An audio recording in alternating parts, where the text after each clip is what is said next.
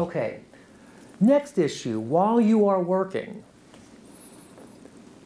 as opposed to a traditional retirement plan contribution, when you get a tax deduction, it grows tax deferred. When you take the money out, it is taxable. You also could put money in a Roth IRA. And with a Roth IRA, you don't get an income tax deduction. So why would you put money in a Roth IRA if you don't get an income tax deduction instead of a regular IRA? Well, because when you eventually withdraw the money from your Roth, it's income tax free. So let's look at it this way. Let's say you were a farmer and you had two choices. One, you could buy your seed and deduct the cost of your seed. But then when you had the harvest, you had to pay tax on the harvest. Or you don't get a deduction for the seed, but you don't have to pay tax at the harvest.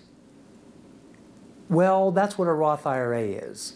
You don't get a tax deduction for the seed, but you don't have to pay tax many years later when you actually withdraw the money. Whether it's a traditional IRA or a Roth IRA, you can put in $5,500. And for most of us who are over 50, you could put in $6,500. There are some upper income limitations on the Roth IRA that I'm going to skip over. Jim, could I ask a Sure. question about that? When you say you can withdraw the funds from the Roth IRA tax-free, is it just the contributions you made, or can you also, the return on those contributions? No, the return is income tax free. Okay. So there is one type of plan that you don't get a deduction, but you don't have to pay tax on the principal, but you do have to pay tax on the growth. That's a non-deductible IRA. Okay? That's for people whose income is too high for a traditional IRA. I'm sorry, is too high for a Roth IRA. So they are stuck with non-deductible IRAs. But by the way, even then, there is a trick that you do a non-deductible IRA, and if the circumstances are right, you can convert it to a Roth IRA the next day. That's probably a little bit beyond today's scope, but in general, I prefer either a non-deductible, but I prefer a Roth IRA or a deductible IRA. But the Roth is tax-free, including the growth. Okay, as you might expect, I always like to run numbers on these things. And I'm going to compare, by the way, this is just a $5,500 contribution starting at age 55, what the differences are. You know, it's not huge and it's not immediate, but over time it does become significant. What I did in the book, when I actually did my book, I'm actually working on it now, I wanted the graph to be more dramatic. So I included the analysis that I'm about to talk about, which is putting money in a 403B. So I'm going to skip over the assumptions. This is an unbelievable opportunity that a lot of faculty members are not taking advantage of. If you're 50 or older, you could actually put $23,000 away into a retirement plan and have it all be tax deductible.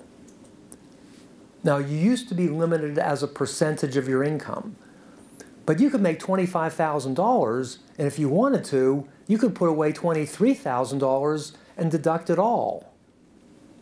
And you couldn't do that before. And you say, well, gee, what do I live on? Well, if you have other savings, that might be the smartest thing to do.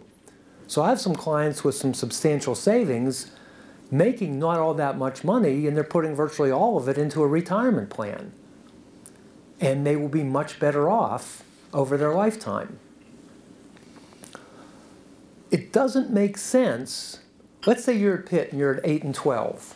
Okay, so you put in 8. Let's say you make $100,000. So the 8% is $8,000. You could put in another $15,000 and deduct it. But gee, Jim, if I put in an extra $15,000, that's going to reduce my lifestyle. No, go into your savings for the $15,000, but take advantage of the tax deduction and the tax deferred growth of the retirement plan. So basically, by cutting the pie differently, you're making a much bigger pie for you and your family. Yes, ma'am? When you say deduct it, you mean that they come out pre-tax? Yeah, that's right. Not that you deduct it on your... That's correct. So let's say for discussion's sake, if you put in $23,000 on a $100,000 salary, then your W-2 would have $77,000. By the way, that's for federal. For Pennsylvania, it would be $100,000 because Pennsylvania will not let you deduct your retirement plan contributions. The good news for most of you is if you retire in Pennsylvania, what you can do is not pay income taxes when you withdraw money from your retirement plan. So let's say you have $1 million in an IRA, TI-CREF, or Vanguard or something that nobody has yet paid tax on. That's bad news for federal income tax, but it's good news for Pennsylvania income tax because those distributions are income tax free. Same with the city of Pittsburgh. So if you don't, I'm a little confused then. If the Roth, if what you contribute Roth is pre-tax, how are you paying the income? I'm sorry, if you contribute to a Roth, you don't get a deduction. So this is only if none of it's Roth. Okay, That's correct. Confused me 'cause of, okay. All right. Thank you. But you also, if you're at Pitt or CMU, recently, and it took them forever, by the way, recently both Pitt and CMU now offer Roth 403 options. So you have the option of doing a traditional 403B up to $23,000 or a Roth 403B up to $23,000.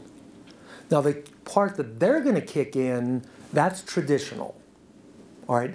So you could have a traditional contribution from them and then a Roth for yourself, and you could split the difference. You know, and some people do based on tax brackets. Some Roth, some traditional. Okay? By the way, just to finish the point, what you don't want to do is earn your money in Pennsylvania when you don't get a tax deduction for your retirement plan contribution, then go move to a state like California, like one of our friends, and he has to pay taxes on the distribution from his retirement plan. So he's getting it coming and going. Pennsylvania is a pretty good state to retire because you don't have to pay tax on your IRA and retirement plan contributions.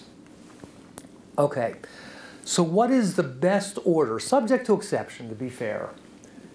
Always, always, always contribute whatever your employer is willing to contribute. If you're a Pitt and you're not putting in the 8%, that's really silly. And silly is being generous. All right? There's no excuse. I don't care if you have to steal from your mother. You can't give away that 12%. You know, you just always do that. Then I would look to Roth IRAs, Roth 401ks, if you're in Roth 403Bs, if you're in the private sector, Roth 401ks. I prefer the Roth. Then, if you have either because of contribution levels or income levels, you've maxed out on your Roths, then, or you don't have them available because maybe you're one of the universities that doesn't offer them, then a non-matched 401k or 403b, and then the last, which is that one that I just talked about briefly, is the non-deductible IRA. So that's kind of like the summary of the best order to accumulate money. Now, there are exceptions. Let's take Bill as an exception. Let's say that Bill is at the top of his game. Man, he's making a lot of money. He's in a really high tax bracket, and he's planning to retire next year. He'll probably work till he's 90, but let's say he was going to retire next year. What he should do is he should contribute the maximum to the traditional when he's in a high income tax bracket.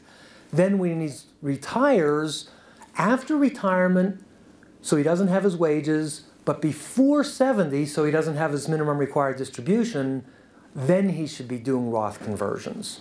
So there are some exceptions, But in general, this is the general rule.